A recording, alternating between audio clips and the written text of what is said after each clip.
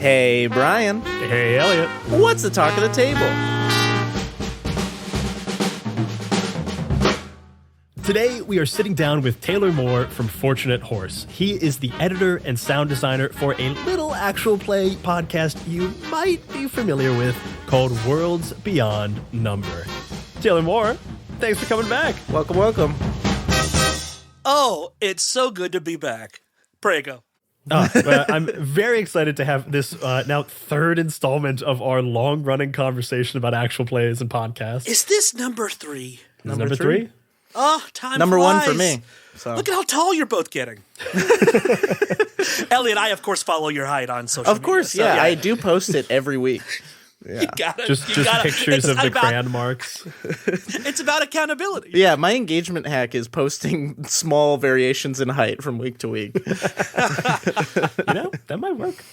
Yeah. So one of our goals for this conversation is to talk specifically about the first arc of Worlds Beyond Number, because the last time we talked, like 9 months ago or something, you had just released episode 1 of Worlds Beyond Number when we last talked. And near the end of that conversation, you said that you've called a lot of shots. You don't know, no one's really thrown you the first pitch yet. And to check back after arc 1 to see if you were successful in what you wanted to do. So the first question is, with arc 1 complete, do you think you did everything you wanted to do with that show? No. Never. That never occurs. That never happens. You never hit 100%. You never do everything you want to do. You never nail every choice. That real, that full rush of validation. The when the guys finally go full Monty or Billy Elliot ballet dances across the stage. I'm thinking only of UK-based dance feel-good movies at this time in my life. Like that. The actual full climax never comes. There's always like, oh, we can do better. Oh, we can do this. Am I happy with the way things have gone? Oh, baby, yeah. I'm loving it. Amazing. One of the questions you asked kind of within that question is like, check back in and let me know if the sound design and the music is still supporting the story in the ways you hope it are. And I would say, like, from that metric of success, as a listener, as a fan of the show, nailed it. I think the sound design and the music supported so many moments in that show. A couple of the big ones for me were like the sound design of the Derek was one of those things that literally stopped me in my tracks while I was listening to it, where I was just like, hold on, something is happening I need to pay attention to. And then, of course, the folk song in Port Talon at the end. 2 big moments that I think like really showed the arc of how far you had come, even though you started off very skilled, I would say, but like improved over that season. Do you feel like you improved over the course, or not that season, that arc? Do you feel like you improved over the course of the arc? Oh, 100%. First of all, thank you so much for saying that. Those are also some of my favorite moments for sure. Like getting to make that stuff was great. And yeah, I mean, my God, like this is all still really, really new to me. Like I'm still learning so many fundamentals, even, I say even now, but it's just like, it's still very early, this is all composing and things like this is still very new to me. And I even still, like one of my hobbies is just like watching YouTube tutorials or online classes about sound design and music stuff. I mean, there's always these fundamental things that I still haven't fully grasped yet, that I'm still getting a hang of. I still don't understand compression. I still fuck up the mix sometimes. But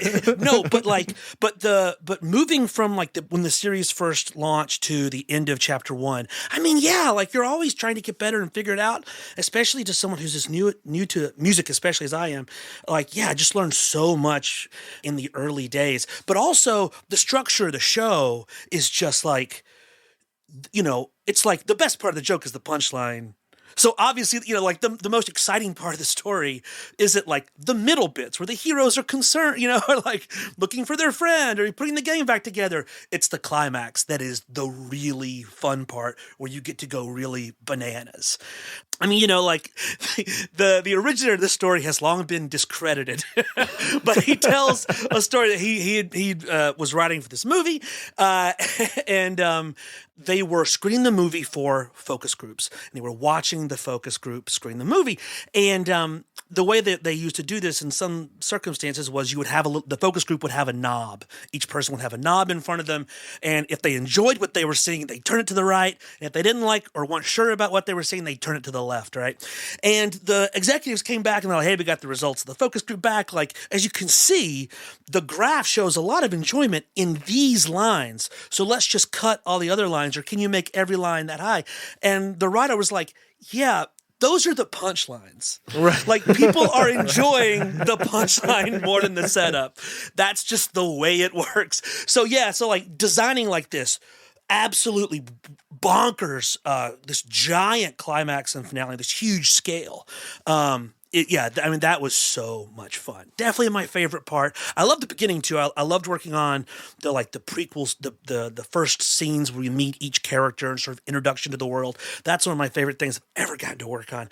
But yeah, that climax of chapter 1, that was a lot of fun, that was, I mean, that was a ton of work too, and there was a lot of original music and a lot of sound design that went into that, and we really made sure to try and nail it as much as we could, which is an easier, my job is easiest when the people at the table are clicking, when the story is clicking, right? People making choices, events occurring, exploring like the sort of the real magic and strangeness of the world, and then having these literally big events occur, like truly large-sized things go. Making sounds for big stuff is better than small stuff. When stuff at the table is that exciting, and that fun and that clear and that fast, then it makes supporting it even easier. I remember for one of our seasons, actually, that I was designing right around the time that we talked last. It was for a game called Die, and in the 4th episode, or I think the 5th episode, 5 of 6, a character uses some of their powers to invert a mountain. And I remember, we played that, and I was like, this is really cool. And then after we finished, I was like, how the fuck am I going, what is that? It ended up working out really well. It ended up coming together. But that was, I think, in my entire sound designing career, that was one of the 3 things that I was least sure I would have been able to accomplish. I'm curious, going into that finale, were there any moments where you were like, 50-50, this works? I say that, when it's good at the table, it makes it easy on me. It makes it easy in the way that the ask is obvious, right? Like, good play is it's very clear when an important moment is happening. The action is clear, the decisions are clear, the character lines, the plot lines, all that's very clear, and there's clear momentum. That clarity makes it easy to envision how I can support it, but it often means it is going to be more difficult to execute that vision because the vision is grander, because it calls on you to answer that moment with support, sound design, music, and editing that supports the level of play you're working on. So even though the vision is clear, the execution is more difficult and is more demanding and has to be more exacting, to support the players. So yeah, everything in the climax, I was like, oh God, how in the world am I gonna, rise to the level that the players are achieving at the table? And, there was also, there were some moments where the plot, some character choices needed some very finessed editing because you really cannot afford to, actual play is one of the wonderful things about it is people can hear you making it up on the spot. And because of that, there's a real wonderful innate leeway that the audience will give you on a lot of things. But in moments like this, where the dramatic tension and the plot and the characters are firing on all these cylinders like that, you can't afford to have a misstep, the audience will forgive a lot of things, but if you make a mistake that fucks up the rhythm of the excitement they're feeling, even if they're nice people, there's some level, there's on some emotional level, they'll think, oh, how dare you take that moment away from me? How dare you undercut it with one stray word that's out of character or that fights the emotion of the scene? They would never say that. They definitely would say it. I'm sure someone's on Reddit saying it right now. Especially when it's coming from post-production, where you're like, your job is to get out of the way and enhance. And if you get in the way of something that is happening, the biggest sin you can commit. Or if it's just like, a player drops their dice. Right. Not their fault. We all drop a die. But like, if I leave it in, oh my God, that's a betrayal. That's such a betrayal of and sometimes you leave it in if it's funny, but if you're in the middle of the scene where, fucking Lou's character is at the bottom of the ocean, literally atoning with the Father Great Spirit, baby, you have to, you got to protect your cash. You got to protect the listener. You can't hear in the background like, oh shit, fuck, sorry. Yeah, exactly. It's like, so, no little missteps like that. But I think we did okay. I mean, I'm glad it resonated with you. Working on it was a challenge, but it's some of my favorite stuff we've ever done. I'm curious, another thing that you said last time that I want to check back in on. I feel like this is a good thing. I'm gonna keep you honest on something that you said before. And that was that when we were talking, you were working like 40 to 80 hours per episode. And you, I quote, "This is unsustainable and irresponsible amount of time to put into each episode." So my question is, have you become more sustainable and or more responsible? Yes and no. So those episodes, like I would say, the post-production hours on episode 12 up through 16, those episodes range between like 80 to 120 hours each episode. Because we're talking about hours of original music. Right. Right? We're talking about massive amounts, as much sound design as would go into, say, a short feature film. So those were a lot of work. I also, I don't know if this is too in the weeds, but also for our second chapter where the characters arrive at the Citadel, I wanted to write really front load that chapter with a lot of original music that I would then use recurrently throughout the chapter, as opposed to what I did in chapter 1, which is write as needed, which ended up being pretty wild. So those episodes were a lot of work. That drove me pretty insane. That was tough. But I'm so happy to say that Jared Olson, who's been editing Unprepared Casters, is now working with us as a sound designer and editor. It's fantastic. He's been with us for like several episodes now, and he's a joy to work with. So no, I'm no longer carrying the burden alone anymore. There you go. I also remember that there were a few times where you pushed an episode by a day or two, which like I did have the little thought, having heard the first interview, where I was like, good, Taylor's not pulling sleepless nights. He's taking the extra day or two.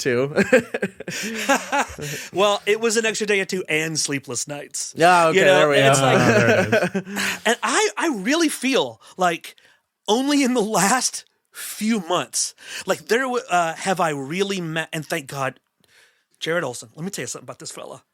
Got his certification in Pro Tools, which is the infamously difficult to work with software that we used to edit the show. So now we're much more capable. But man, I feel like, and I'm sure producers will appreciate this, like every episode, some sort of disaster happened.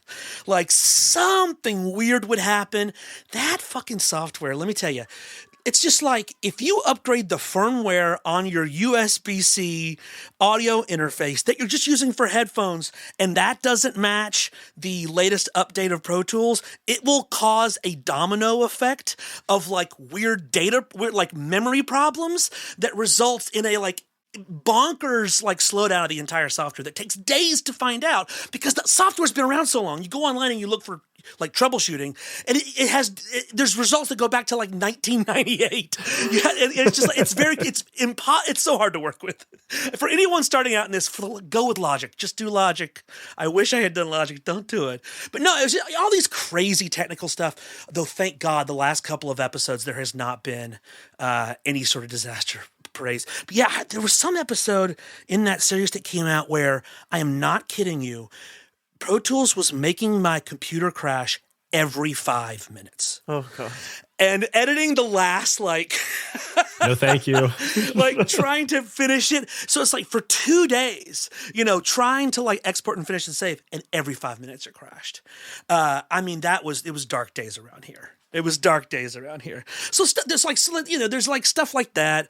And in addition to those episodes were just an unbelievable amount of work. And to be clear, that's an unbelievable amount of work that we are choosing to make a show that is good enough to, and you're being compensated for, importantly. Oh yeah. Although I'll be honest, I think, there's this great Gilliam Welch song, "Everything Is Free Now." It has a line in it about they figured it out. We were going to do it anyway for free. I do think. I mean, listen. I back when we were launching Rude Tales and Fun City, I was putting as much work into those episodes. You can't hear it because I didn't know what I had far less skill back then. But I was putting very high hours back into that. We weren't making a cent.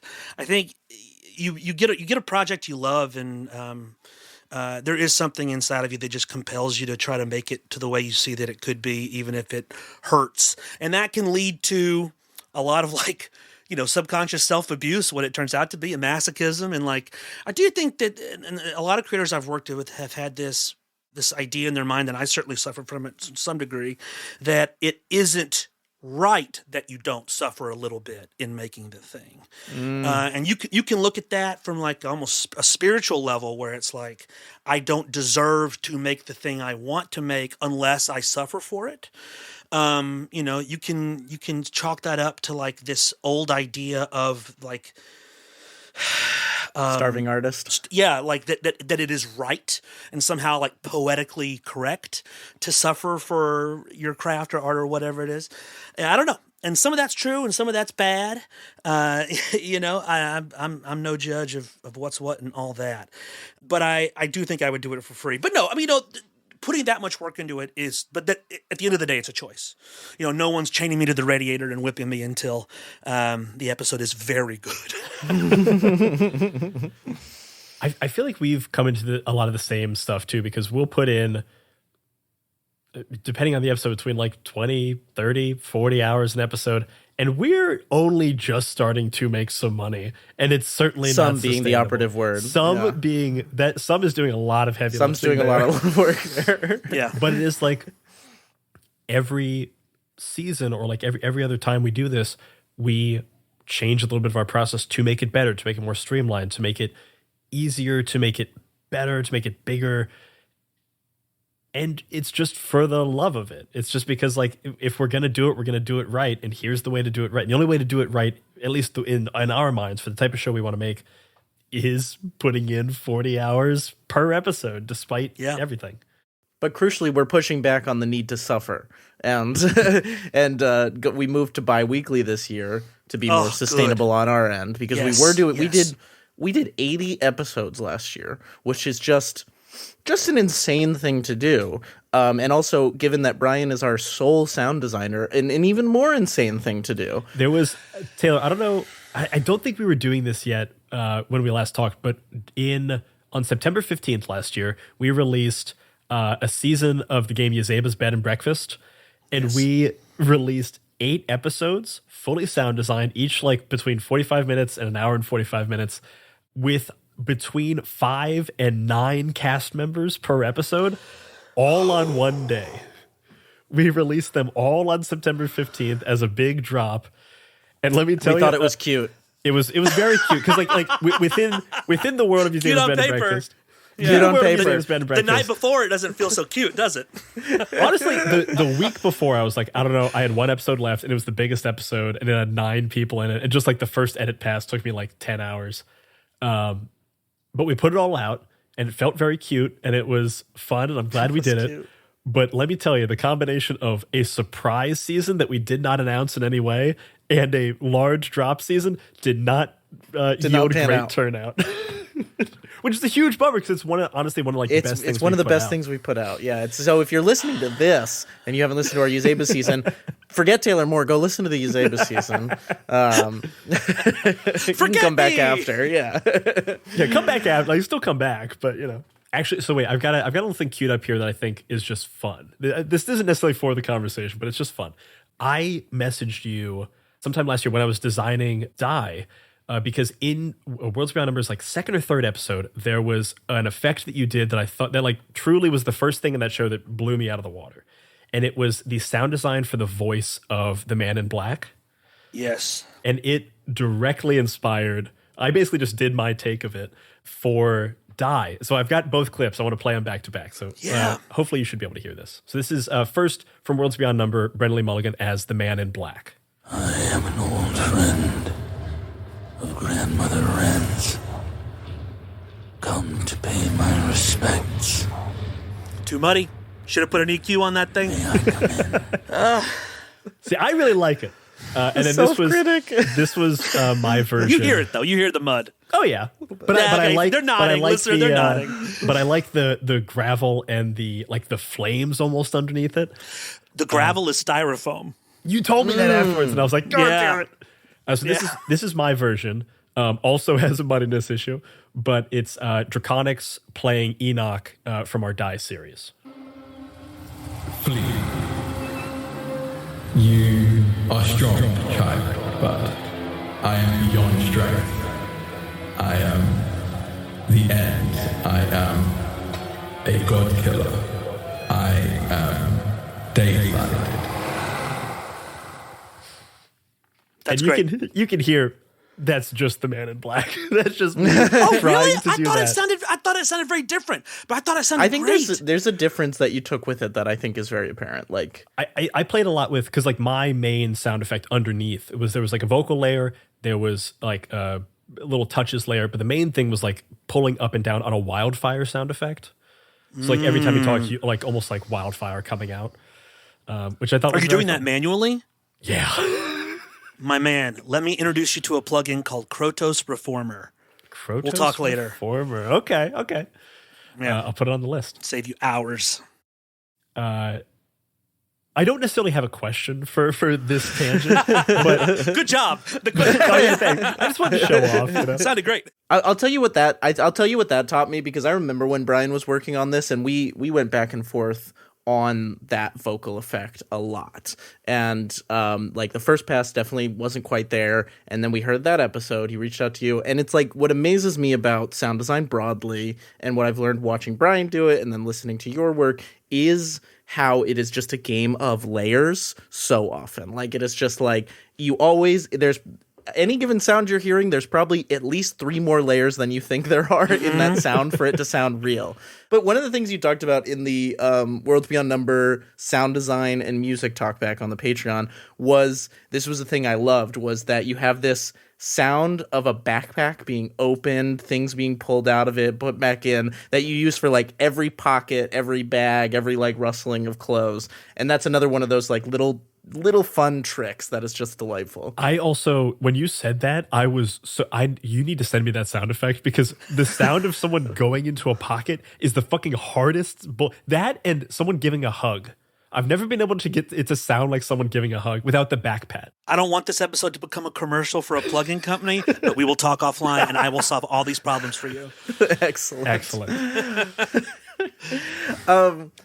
So I guess we should probably transition out, if anybody is still here after all the nerding out on audio. Yeah, dog. You love tabletop role-playing games, and now we're going to talk about sidechain compression.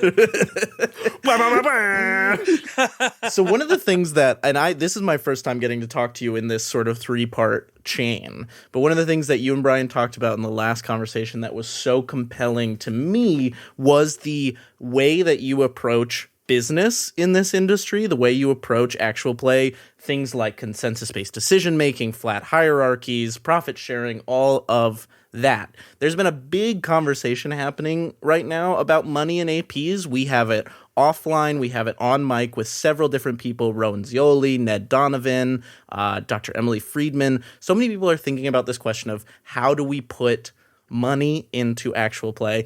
And obviously you are in a very unique position now for money in actual play, but you have a history of money in actual play as well. And I'm kind of curious where you come at this thought of money in actual play. Great. Well, I unfortunately have a lot to say about this. But also the hatches, everybody. When I think I saw some of the conversation online that you're talking about, and my initial reaction is like very positive. That people are talking about this is really good. That is a great sign because it means that people innately feel like there's a future to it, which is great. You know, if people were saying, what's the next thing after actual play? I'd be like, oh God, oh God, oh God. Don't make me go back to grad school, please. Please. Oh God, don't make me get another fucking office job. I need this, baby. Come on, help Taylor out. But that we are thinking of like, hey, we love this. And this is where I think that these ideas are coming from, is we love this thing and people are correctly realizing that in order for it to exist, somebody's got to pay for it, right? And then asking the question, can we bring in those resources and make the genre and all the projects within it more sustainable, right? That to me is like the best possible way to ask that question, because money on its own is not good, right? Money it's only good because it allows us to do actually fun and beautiful things. If you think money's good on its own, you become a sort of hedge fund mantis lord, you know, sort of, you know, avatar of the great machine intelligence that's just here to use mankind as batteries.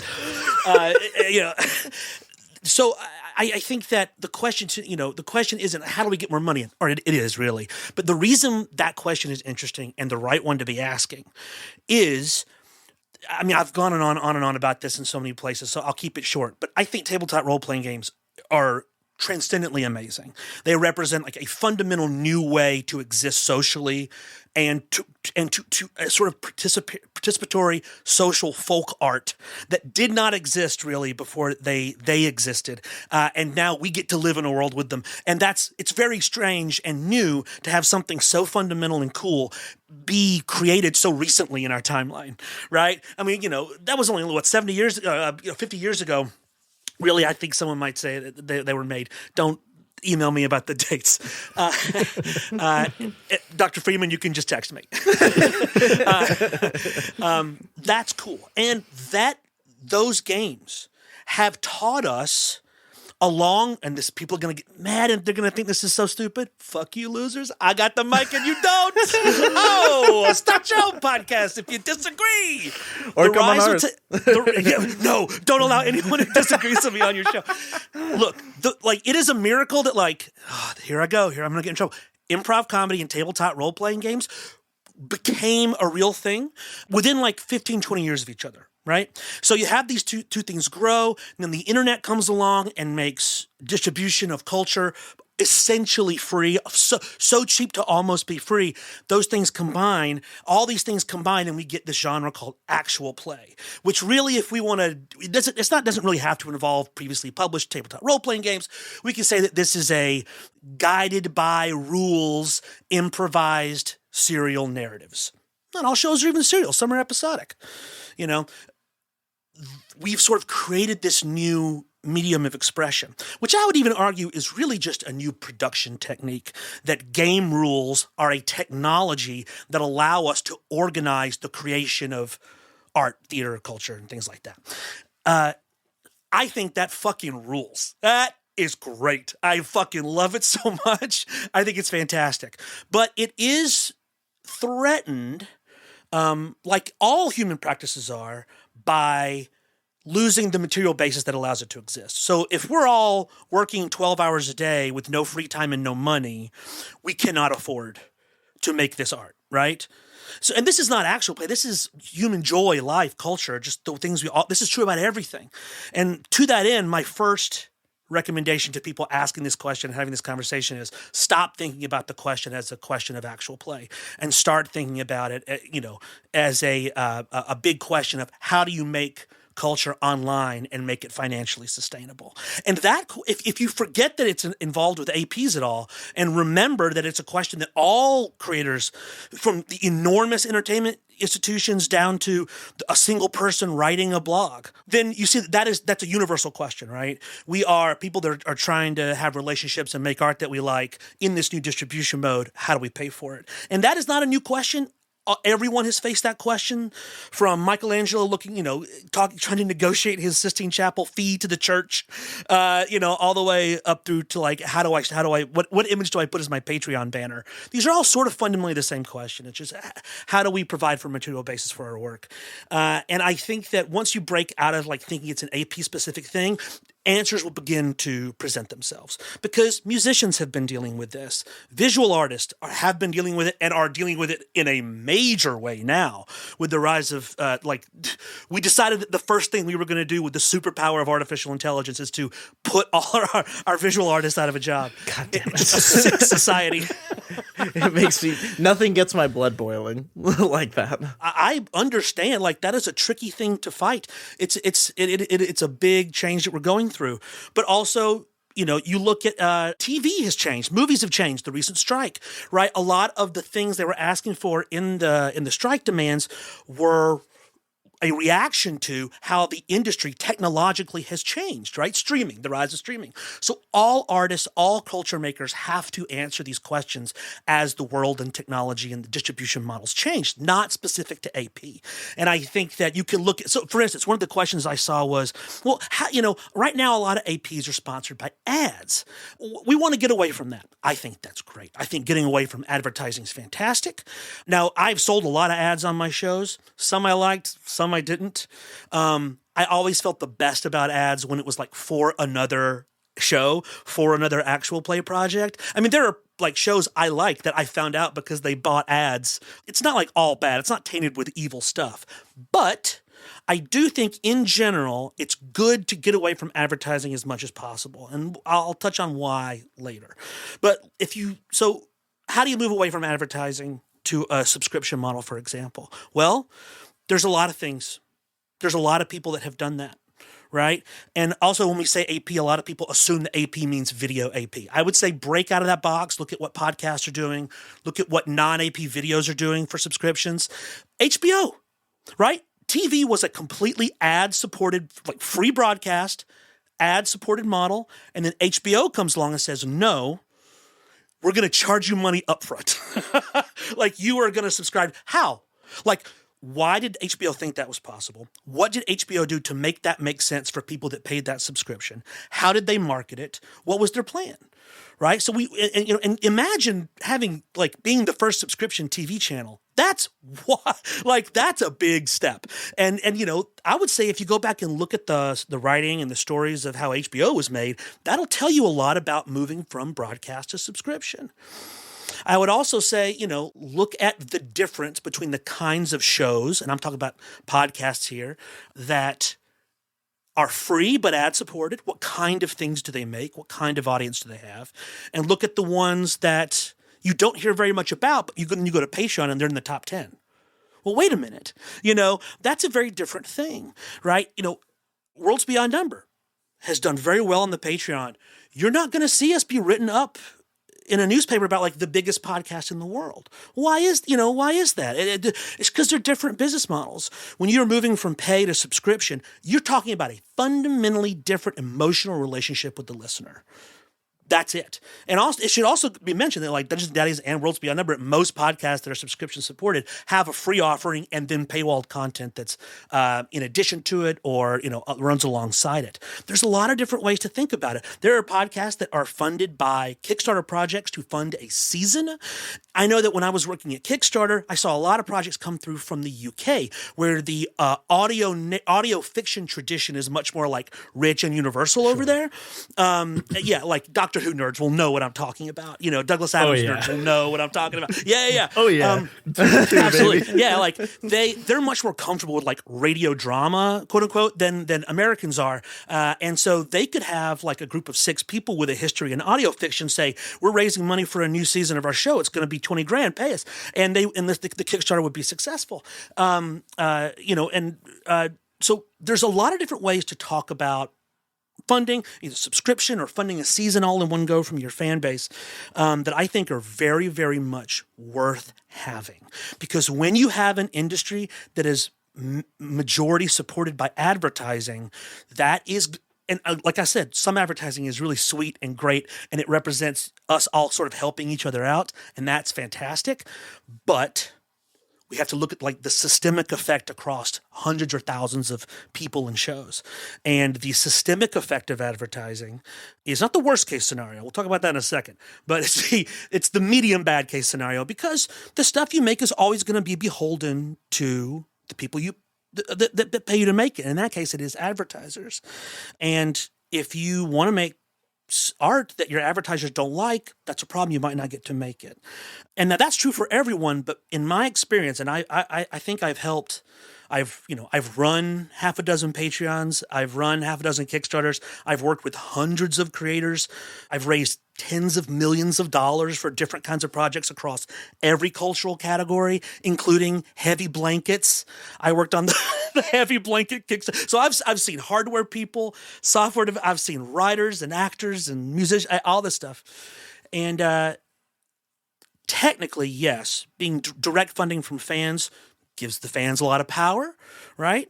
But I've just never seen that power used to affect an artist in the way that I have seen advertising dollars used to affect an artist.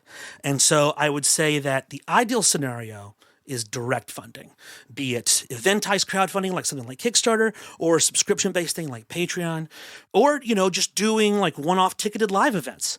There's a lot of new platforms for that. They're doing very well, especially after the pandemic, that, you can do a live stream. It's a paid ticketed event.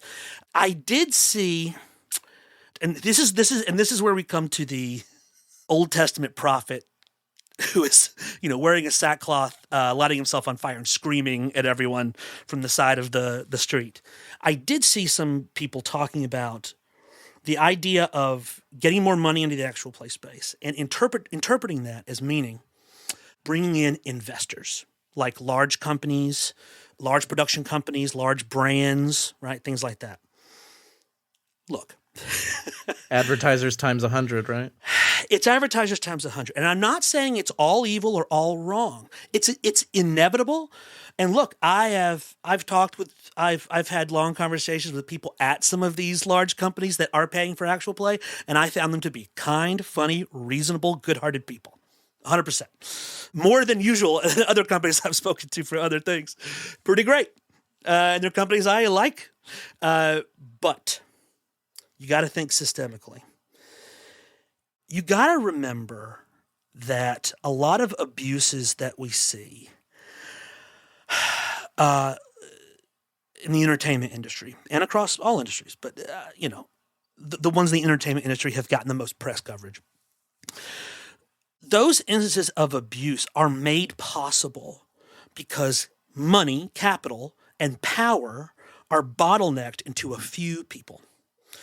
And then everyone is incentivized to go along with them and protect them and kiss their ass. And it gives that small group of people a lot of power. And when you have a giant power imbalance like that, abuse is inevitable.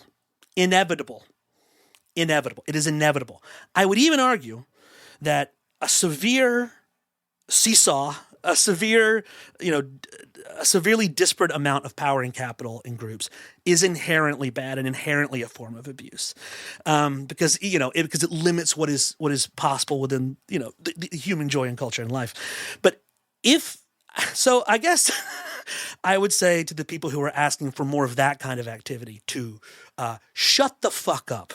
And I say this out of pure love. I really to just coming in on. I love how much you were tiptoeing around it, and then you were just like, you know what? Never mind. Let's swing the bat. Listen, if we want to talk about bringing more money into space. Hell yes. And there's going to be some big investment properties. There already have been. There are going to be some more, and it's fine. But the internet, as annoying as it is, as awful as it is sometimes, it allowed us to go around the gatekeepers. And that brings its own challenges. And I understand that those challenges can be so frustrating that it makes you yearn for the other way. But just remember that other way inevitably goes very, very, very bad. And you will find yourself again wishing that there were no gatekeepers and that we did not exist purely under the thumb of bottlenecked power and capital. So if we're looking to bring more money in the space, I would say yes. Show me experimentation on Kickstarter. Show me experimentation on Patreon. Show me the rise, the rise of new collectives. Because for shows that aren't making quite enough to make things happen, if they combined resources, they might be able to share some things. Maybe one show, you can't afford a full-time social person, but if you combine resources with 3 other shows, then you've got essentially a default. You call it a collective, call it a network, call it a fucking commune, call it a co-op. It doesn't matter. But maybe you can share resources and then get that full-time social media person or an assistant editor or stuff like that, Combine. Like, instead of asking for money mommy and money daddy to come in and save you, I would say try to ignore that feeling and instead derive your meaning and value from helping others and working with others, not asking for the big money help to be saved, but being that save for someone else and to work in groups. That is really how you will make meaning and value, not just money-wise, but actually have this thing that you're making, the actual way you make those decisions and the way you work, create value and meaning in your life. And it's frustrating, and there's parts of it that are very hard, but those problems are far preferable to the classic problems we have when you have all the money and power at the top. Knave of Cups is an online shop dedicated to supporting inclusion and creativity in the tabletop role-playing community. A cross between an indie game store and an oddball gift shop, Knave of Cups carries cards, puzzles, and role-playing and storytelling games from independent artists and creators around the globe. There, you'll find games we've played on My First Dungeon like Anamnesis by Samantha Lee and Project Echo by Elliot Davis, as well as even more from Talk of the Table guests like Jay Stroutman and Cassie Mothwin. Knave of Cups is exactly the kind of business we love to spotlight because they are doing so much to uplift indie creators that we love. So next time you're looking for a great game from an independent creator, go to knaveofcups.com and use the promo code MyFirstDungeon to get $5 off your next order of $25 or more. That's KNAVEOFCUPS.com. The 80s are over, and you're not kids anymore. Now is a much darker time. Something happened to you and you got touched by the weird, and it made you wild, and it made you powerful. This is the world of The Lost Bay, a suburban gothic RPG. A fever dream set in 1990X and inspired in equal parts by dark fantasy, horror classics, and the 90s indie culture. After years of development and thanks to the feedback and support of a community of early enthusiasts, The Lost Bay is coming to Kickstarter, featuring a full rulebook and complete setting designed by Eco, kick-ass art by Evangeline Gallagher, killer maps by Strega Wolf Vandenberg, and 6 additional modules by some of the coolest designers in the indie scene. So go to thelostbayrpg.com to be notified on launch. That's thelostbayrpg.com.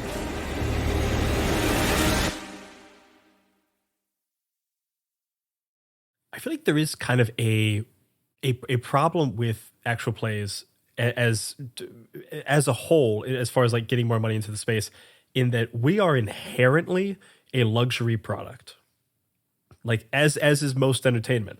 And so we've reached out to for My First Dungeon, we've reached out to a bunch of like publishing companies about sponsoring us for various seasons, and some have said yes, some have said no. But the thing that all of them say, regardless of like if they're running a Kickstarter or if they're running something on BackerKit, they would get a better return on investment for sure if they just gave more money to BackerKit. And it's trying to get over the hump of like, I don't know, maybe we're offering more long-term value. I don't really know. It's so much more of a question that I think anyone giving money to actual plays has to really believe in it and love it and see a long-term value, because it's not going to be quick return. I wholeheartedly agree. And I think that that's true for all art, right? Like that is like, we cannot expect to just like churn out some mediocre stuff we didn't try very hard on and then just, well, some people can. But that's the thing about entertainment is some people just are just charming and fun. And I have I'm not going to mention it by name. There's a podcast I love. It's a political podcast. I love it so fucking much. Those people could talk into a tin can and say nothing funny for an hour and a half. I would listen to it, smile, and then I just look gleefully towards the next episode. I completely forgive them because I have been listening to them for 7 years and I just adore them. It's a part of my life. People feel the same way about drive time DJs. You know, that audio is just inherently intimate like that. And I think for the younger generation, these YouTubers, these video people, they feel that way about them. You can tell because they get mad, you know, when they do something they don't like. So some people can, if you're lucky enough to have a very funny personality, a very charming personality, you can get by without trying very hard. Well, even then, though, the try very hard part is the producer who found them, you know, and got them onto the show, or, you know, the people that keep them going. There's no free lunch. And there are societies, and I'm very jealous of them, that pool their resources and then use a large bucket of those resources to fund art and creation and culture for art's sake. I'm old enough to have grown up on kids' TV when half the content was bought from the National Film Board of Canada. So I have all these memories of like really weird you know, like cartoons that were, the reason they're weird is because they're made by a bunch of French Canadian artists who didn't have any profit motive. And they're just these really weird things, you know. So other countries do this, but not ours. You know, yeah, we don't, you're not going to get it. So. You're probably not going to get an NEA grant for making an actual play podcast. So it is always incumbent in that circumstance that you try to make something that is, I mean, listen, we talk about business models and capitalism and all that stuff until we run out of air. It doesn't matter. None of that stuff matters unless you're making something that is so compelling to people they will pay for it. And it doesn't have to be constantly pedal to the metal good. Most stuff on Netflix sucks, but every once in a while they put out something pretty good, and so my house pays $10 a month for it. Yeah. You know, like we live in a world where people are constantly subscribing to art and culture. And your job as an artist, you've got to make something so compelling that someone will pay for it. Otherwise, you do end up having to go to a Weinstein and ask for money. You do end up having to sell, you know, Northrop Grumman ads on your podcast. Those are the options. Someone's got to pay for it. And if you want to get money from it, those are your three options. People that love you and care and will support you even when you suck because there's something about your work they find so compelling. You know, the military industrial complex, or a producer who is either going to take advantage of you or be great until they get fired 6 months later, and the person who comes and takes their spot cancels your show, or they actually, exploit and abuse you. Those are the options. That's kind of what we got. Or you could be born rich. Love being born rich. Yeah, would love to I try wish. that. If only. Next time, I'm going for that. Me too. I'll definitely pay for the upgrade. Oh yeah. Yeah. 100%. I will opt in. So you said a lot there. No, I don't think so. Let's check the tape. I don't know. I maybe did a time check. It was at least 15 minutes. God damn it! Lots of good stuff in there. Lots of hot takes. People, I'm sure, will have opinions on. Not new though. I do want to say, like, you're everything consistent. I'm saying. You're consistent. But also, like, it's 300-year-old thought. Like, one of the things I love that you said is that you said, support the people around you. You know, when you find some success in art, turn around and, you know, pull other artists up with you, kind of thing. And I think that there's a way that y'all are doing this on Worlds Beyond Number that, as somebody who is, in addition to these podcasts, a game designer, that I love, is you guys are playing these indie games on the Patreon feed. not enough. Yeah. So far, more. but you did Roll for Shoes for County Affair. You did Tournament Arc for Cram Daniel. I know when you went to Gen Con over the summer, you had this massive haul you walked home with.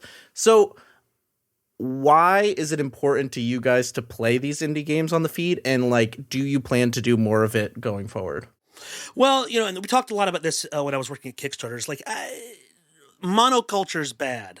Shouldn't have everything be the same. It's just good for variety. You know, we also want to support people who are coming up in the space. I mean, like all of us got crazy lucky breaks. Like all of us, you know, I don't know anyone who is independently successful. You know, I just don't know anyone like that. Maybe they exist, but you know, in the words of Barack Hussein Obama, you didn't build that. Sorry to get political, guys. I love how you threw the middle name in there just for laughs. Yeah, I really want to keep people guessing like what my loyalties are. Jeez.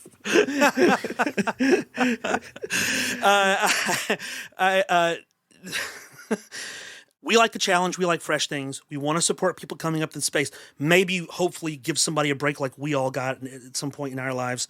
But listen, I'll tell you, I think that's actually one of the things we've got to work on the most as a collective. I'm loving the show, you know. But one of the things we can do as a collective with our platform is I really want us to do more. And you know, Wizard the Witch and the Wild One being a D&D 5e game, and God, sometimes it's so frustrating. It pisses me off to no end that Brennan is creating this like unbelievably rich and perfectly emotionally wrought fantasy world, but we have to have a spell called Magic Missile. Ugh, gag me with a fucking spoon. I hate that shit. So, and also our big campaign after this is definitely not going to be D&D 5e. It's going to, well, we don't know exactly what it's going to be yet. It kills me that I can't say any of the specifics. But we're working on it. But it's going to be a non-D&D game. That is great to hear. That a yeah. main feed, that there's plans for main feed games as well using other systems. There's a lot of great stuff out there. I think in AP in general, like it's, you know, we are living in a very different time than when the McElroys launched their second campaign and it wasn't D&D. Sure. Which at the time was for them a huge, and I'm talking just about podcasts here. I'm sure the timeline in video AP, which is much larger in general, is different. I'm just trying to stay in my zone here. But you know, when they gave it up, I remember they talked about, you know, it felt risky and scary. And at the time, you know, I totally get it. But now I think the audience is down to clown. Especially once you've gotten people's trust over years, right? They'll follow you.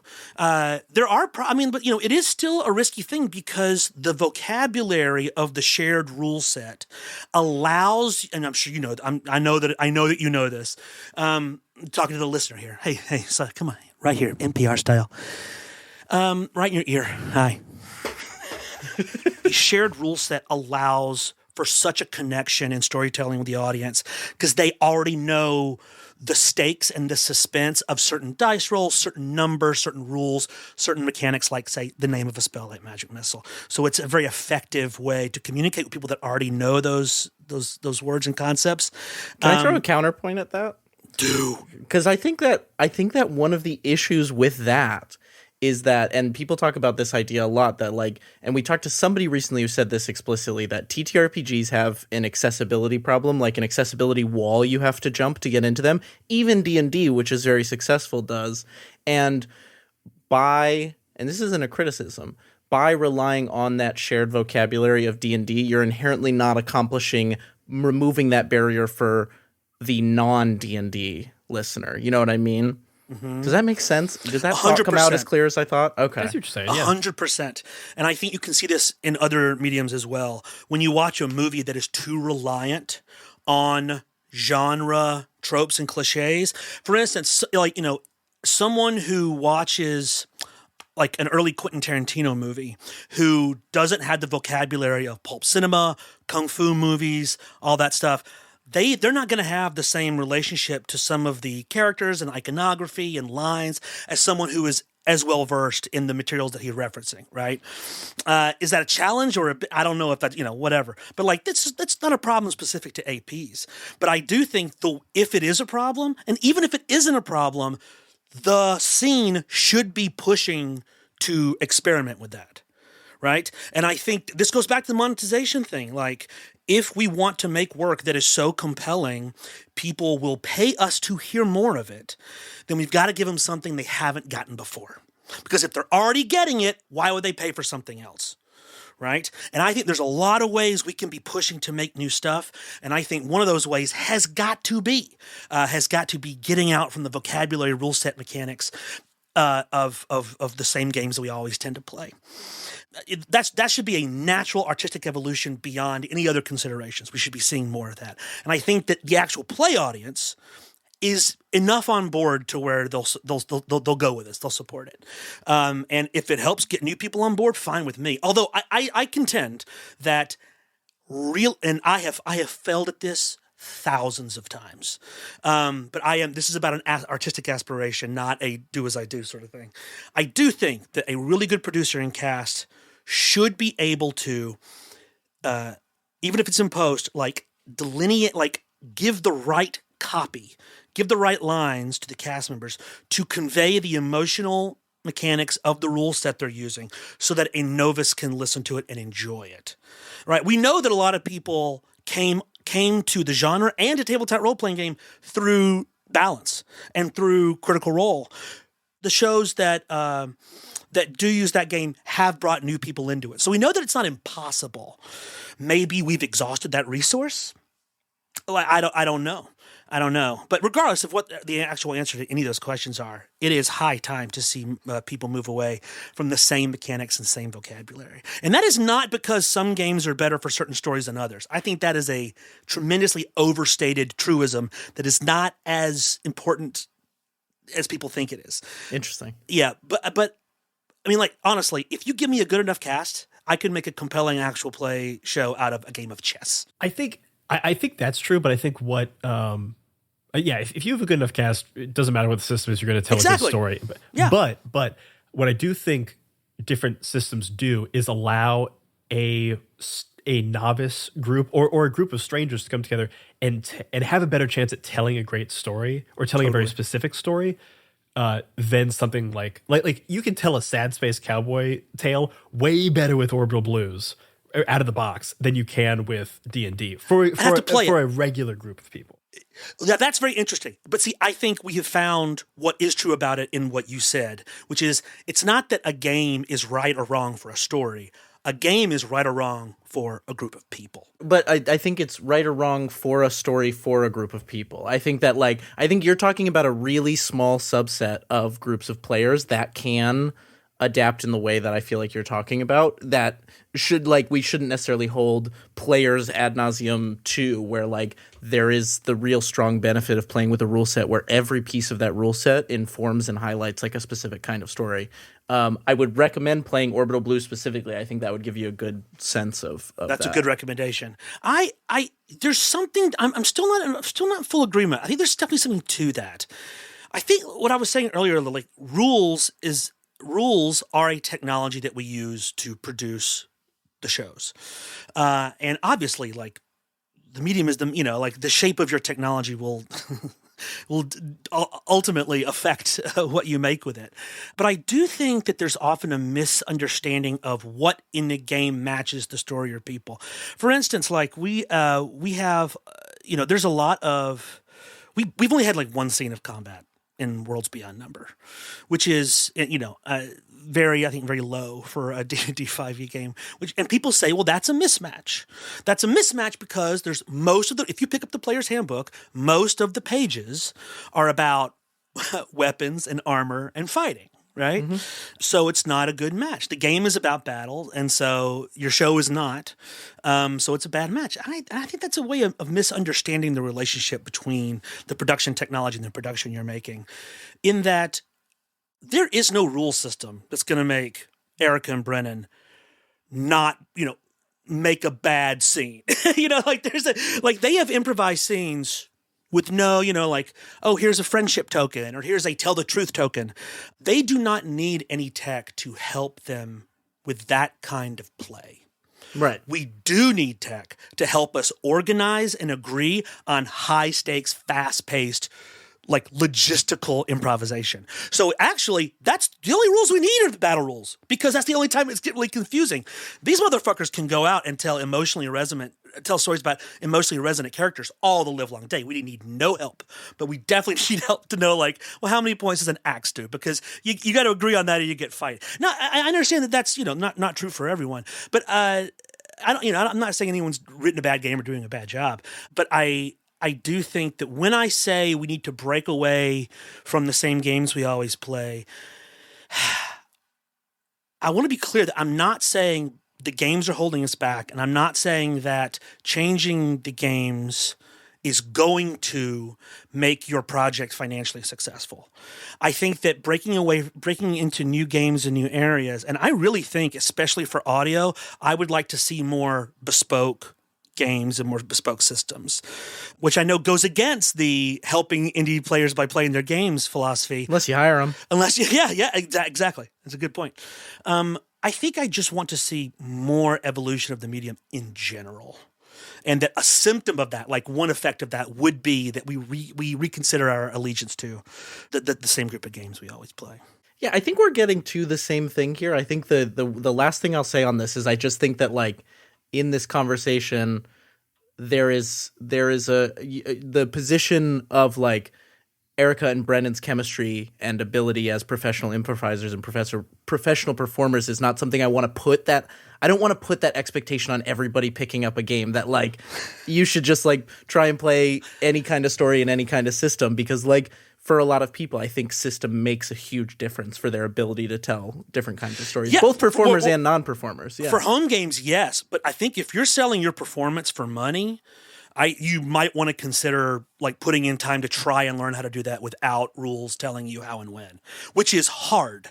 Like neither of them were born knowing how to do that. Oh no, I'm not. That's not to knock them and say they didn't put work in to get there. And we're fighting. They got knocked. You knocked them. I had a thought on kind of a metaphor to compare these things, and that is, by relying on a single rule set, you are speaking in a shared language of which you are all incredibly fluent. You can tell jokes in that language. You know exactly, like if I say like haha magic missile, you know whatever D4, you can tell a joke. But when you start, almost like in other languages, there are expressions and idioms that do not translate into English. There are, or they do, but you've got to take a really roundabout way rather than just saying the word. I feel like utilizing other systems will allow you to get to that thought quicker. And because you have the word for it, you have the single thing for it, rather than having to kind of go roundabout ways to say this expression. Yeah. I think about games like Fiasco, right? Not new, but certainly beloved. That's a really good example of, like, I'm surprised we don't see more games that are more shows built around games like that are specifically to help with scene structure, which seems like, I mean, Fiasco is famously like in their materials, they say inspired by, right, like Coen Brothers movies and other like funny thrillers and crime, bumbling crime stories. It's great. It's a great pitch for a game. Like, it seems like it would be so simple to just like immediately pick that up and boom, you're right back. Just turn that right back into media because it's already structured like that. That I think, because I'll tell you, like, structure is hard, especially at the table. Structure is easy for me sitting in my nice, I got all day to listen to the audio and like figure out the structure. But at the table, it's tough. When you're learning improv, they tell you never go for plot. It's one of the first things they teach you. Don't try to build a scene around plot. Stay away from it. Think about character. That's always your go-to. Think about characters and the one strange thing in the scene that someone can repeat over and over again until you repeat it really bigly for the third time, and then, thank God you get to do something else. Never go for plot. And what we're doing in actual play is very much going for plot, right? We're doing the thing that they tell you don't do because it is hard, because plot can fuck you up on stage. When you're performing for a live audience, you don't have an editor, there's no post, you can't rearrange things. Plot can be tough to make up on the fly. But now we have an entire entertainment industry built on the fact that some people are doing this very well. And so I think that like a game like Fiasco that helps you structure the like narrative arc of a thing. I'm surprised we don't see more games like that in actual play, stuff like that. Maybe because it is a movie structure instead of a ongoing series, which are just going to do better in the market because they're what we call always on. For people who don't know, that's a podcast term. Some podcasts, like an 8 8-episode miniseries. I don't know what the word is for that, but the shows that are on every week or every day or every 2 weeks, they're called Always On. And it is far easier to monetize always on content than it is limited run stuff. Ask any audio journalist. They have to figure out who's going to pay for their show before they launch an episode. Whereas we get to just jump off a cliff and impress people with how we're falling and then hope that they like build a big pillow underneath us. I really got hit in the face this morning by the quote. I don't know where this came from, but it like hit me in the face and I was like, buh. And it was, the reward for good work is more work. Yeah. And I was just welcome like, to hell. Oh God. I didn't need that at 9 a.m. I just didn't need that thought in my head when I'm looking at the raw copy of an episode that I have to edit. It's interesting though. I love what you said because like I thank God, I guess, though, not me personally, above that we don't do a live stream show every time we record a new season. Yeah. I am always so grateful for the ability to, and this has happened to us where we have, part of a recording and we're like, that really didn't work. We should re-record that. And like, that's a real blessing for like the kind of show we get to make. A lot of actual plays are live streamed and like, that is a whole different skill set. There's a lot of crossover, but there's a different skill to like I'm live on mic or I'm live on stage and people are paying attention on the fly. That's not really a question. It's just a thought on what you were saying that I'm just glad. I'm glad we're in the pre-recorded podcast world. Me too. And like a lot of the things I was just saying are about podcasting, like specifically because, as you said, a lot of video people do this live in front of folks. And man, if you can do that and have a well-structured narrative, ooh, baby, I love it. That shit is very hard. And I'm always impressed. And I'm just glad we work in an area where people can do that. I mean, there's a lot of podcast episodes, especially Worlds Beyond Number. I don't touch the structure. Like, it's just very light editing. And those guys just take care of it at the table. Boom, laying it down. Not always the case, but that happens. And which is very funny because, first day in old improv school, the one thing they tell you to do is don't do that. But it's like they're telling you, don't go in that room. Don't you dare go in that room. And you open it up and it's Critical Role's $6 million Kickstarter. It's sitting in there, it's like, oh, they found out. If you can improvise narrative, people will throw wheelbarrows of money at you to make your thing. It's a scary room, crazy. But boy, is it lucrative. yeah. It's also a great way. It's great. I think it's a great way to make stuff because you can't. You just can't deny other people. It forces you into an egalitarian mindset. It forces you to respect and to acknowledge and even just internalize other people's concepts, other people's ways of seeing the world, how they feel and think. In the same way that consensus decision-making, we talked about this in the previous episode, like creates meaning where most of their models kill it, which is at work. I think that like making up these stories, in front of people, is good. I think it's just good for the spirit. So I'm excited that people are talking about, getting more money into it because I want to see it stick around for a long, long time. Us too. You and me both. Yeah. Yeah. I do love that the conversation itself is meaningful. That was like kind of how you started this. The money conversation point is that, and this is something we've talked about with Dr. Emily Friedman and Eric Silver when it comes to like legitimization of the space before money, of like talking about it in a serious, legitimate way helps make it more legitimate and serious. And again, like the same thing with money, talking about the need for money in the space helps move the conversation forward by the act of having it. Oh, thank you so much for saying that. Yeah. I've worked so many artists I've worked with. It is like pushing a rock up a hill to get them to feel free to think about this seriously. You're not, it's okay to like what you do so much that you want it to happen again. And that means you need money. It is okay to think about that. It's like I was saying earlier, it's like some of us, we would do it for free. Right. We would go hard for free. But it'd be great to do it and eat and live because of it. Because someone's always paying for, even if you do it for free and you do it on your off time, that art exists as a blind subsidy from your boss. because they are giving you the money to live. And with that life, you are making this art. So your boss doesn't know it, but they are subsidizing the art you make. And so for some people, that's totally fine. For some projects, that makes a lot of sense. This stuff is fun to make, even when it doesn't make money. So like, don't let, people shouldn't say, oh, it'll never make money, I won't do it. No, do it. If it's fun for you, do it. But like the money, everything takes time. Well, and at worst, it's not money. Time. It's also like you're paying with hours of your life. Exactly. like even if you don't want to think about like your boss subsidizing it, you're paying. Well, they are but you're like paying with like your loved ones and your friends and your personal like time and possibly health. Like, you know what I mean? Like there's a payment no matter how you're looking at it. Oh, buddy, let me tell you about it. Absolutely. Yeah, there's a payment no matter what's going on. Someone's paying for it. Everybody's got to serve somebody, right? So it is in your best interest to acknowledge it and take control of it to the degree that you can and are able. This is from our last conversation that you had a line that I really liked that was, I hope that people stop seeing actual play as an extension of the game space and start seeing it as its own form of entertainment.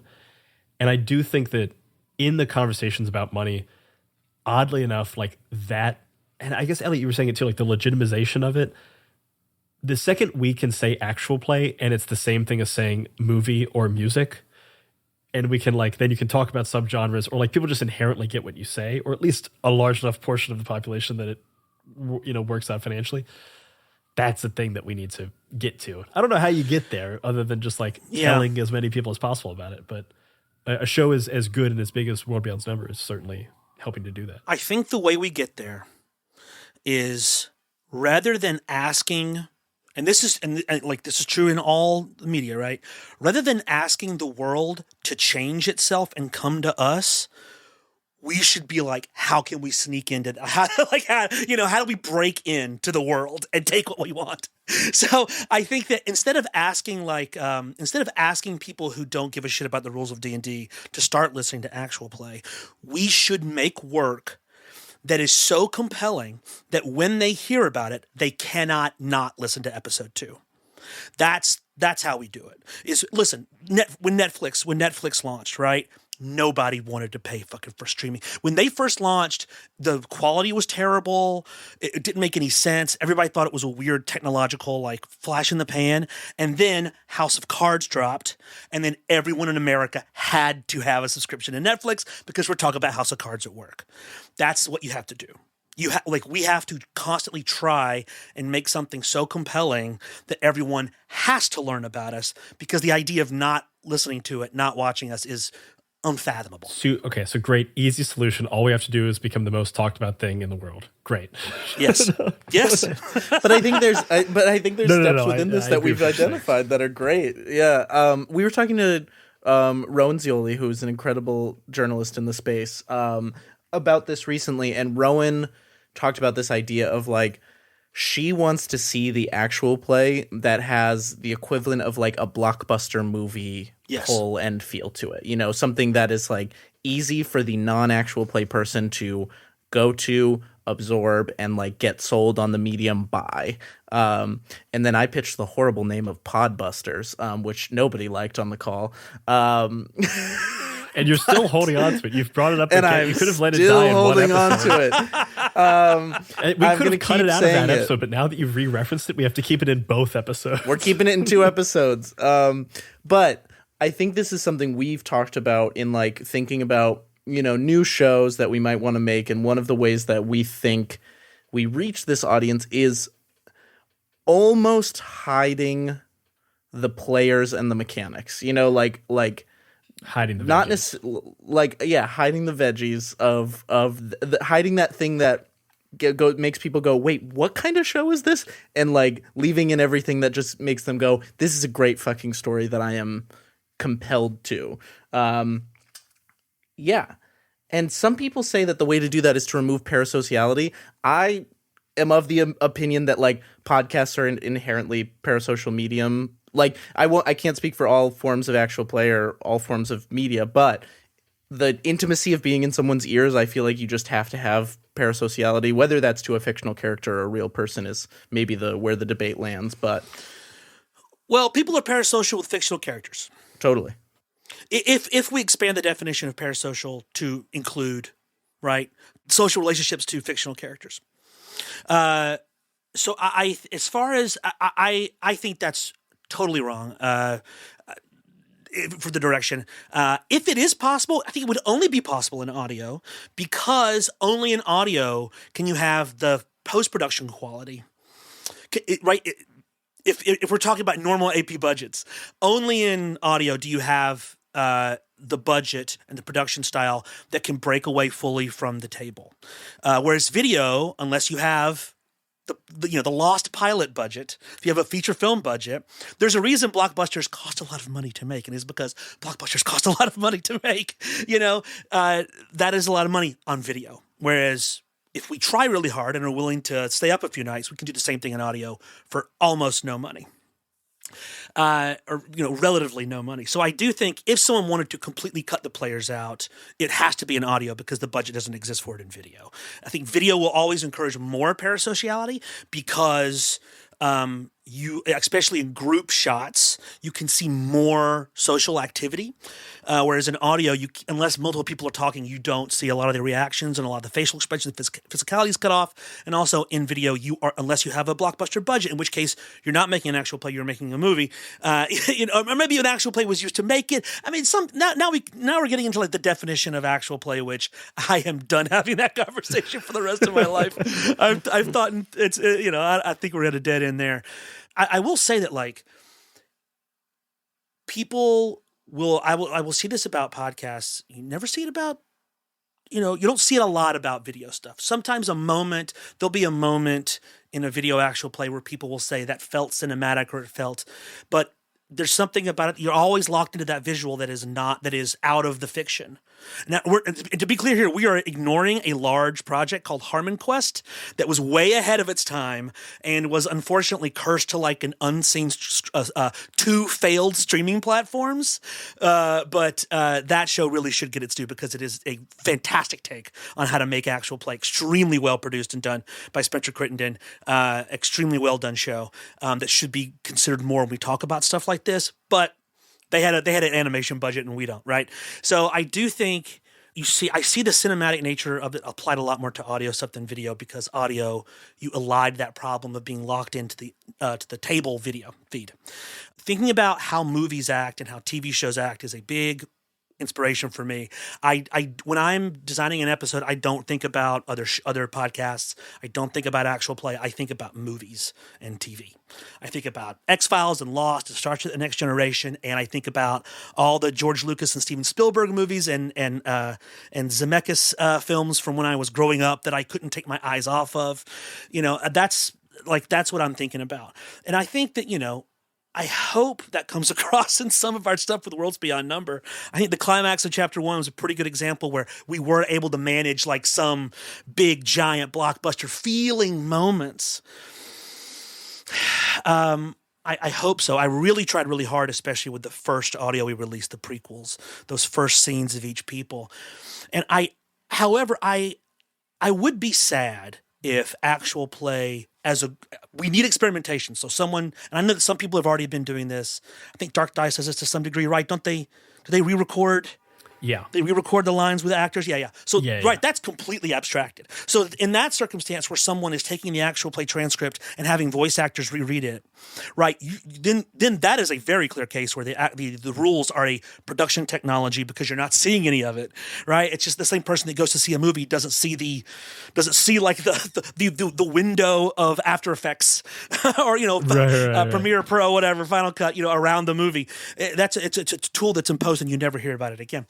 I would be sad if all of actual play moved towards that area because I think one of the things that makes it special is that it combines the big 3 things of actual play, which is story, like, the fiction, the world, the characters, story, music, and friends hanging out and being funny with each other, which we know are the 3 most successful things in audio. So it's coming at it from the audio world. Why would I leave one of those things behind?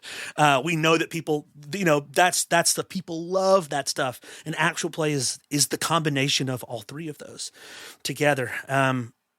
I don't know. This is inevitably when I hang out with other actual play people. This is what we all end up talking about, right?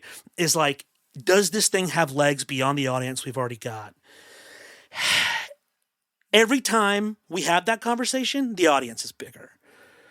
So we have to ask ourselves, like, but also there's that famous, I think it was a Futurama joke, the guy that working at like the record company, and behind him is a graph that says like disco record sales, and the line just goes straight up to the right, and he's like, hey, if current trends continue, we're in the money, baby.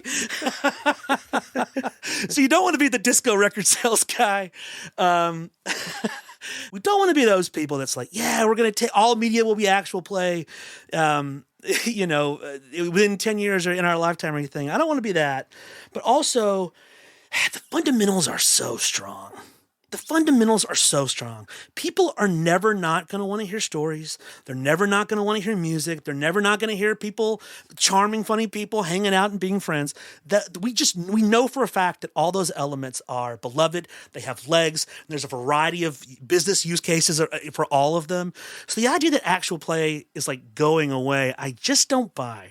I don't buy it because the fundamentals are pretty strong. Now, if someone takes away RSS from me, we're fucked. Then we're all going to become it's going to be like Metropolis. It's just going to be all of us in our little sad bags of dice marching into the great Spotify maw, as these gears just turn us into, flesh paste for the mantis guy that works on the top floor.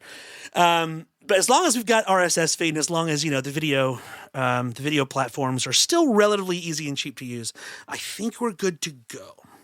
I'll take it. With that image. With that image in mind. So as we kind of wind this down, the last question we always like to end the show with is a question called, what do you bring into the table? So this is us asking, what is a person, a game, a show, a resource, whether within tabletop, within podcasting, outside of it, anything you're excited about right now that you'd want to recommend to our listeners? Yeah, Triangle Agency comes out this year. Hell yeah. Oh. You're the second person this week to say Triangle Agency. We were just talking to Caleb yesterday. That, it fucking kills me that I do not have the bandwidth to publish a show using Triangle Agency. It kills me. So I'm really hoping that someone out there does make a great show of Triangle Agency. I really, and whoever does,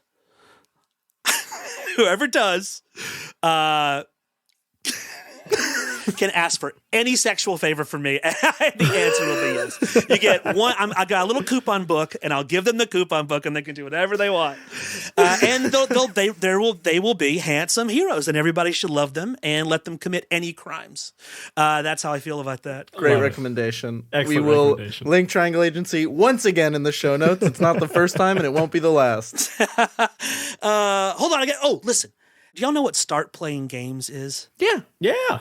I just found out about it last summer, and I joined a game in it, and it's one of the best things in my life. I love it so much. Hell yeah. It's very cool. We'll link that in the show notes, too. They're great people over there. Taylor, thank you so much for coming back to the table. A pleasure. Always a pleasure, never a chore. I love to hear that. You want to let people know where they can find you online if they're looking for you? Don't. Leave me alone. Perfect. On to the next. And with everything you said in this episode, they're going to want to find you. God, the Mantis lobby is going to... It's like, we're actually very nice. Spotify upper management is coming for you. Hey, listen.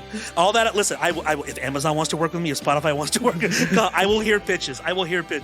And if you want more gaming content from us, please check out the 20-sided newsletter and the many-sided media Discord, where you can rant and rave about everything Taylor has said today to us. Those will both be linked in our show notes. Please rate, review, and follow Talk of the Table wherever you get your podcasts, because it makes us feel real good. And that's what the table is talking about. Bye-bye, everybody. Bye-bye. Bye.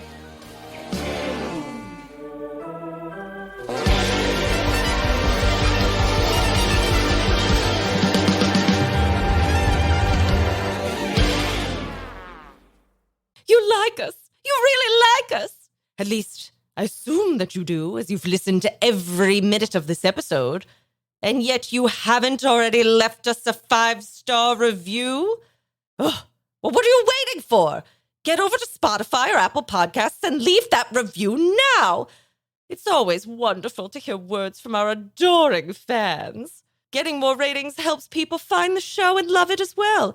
And we love to hear your nice words. So head over to Spotify and Apple Podcasts and leave us that 5-star review. Ta-ta!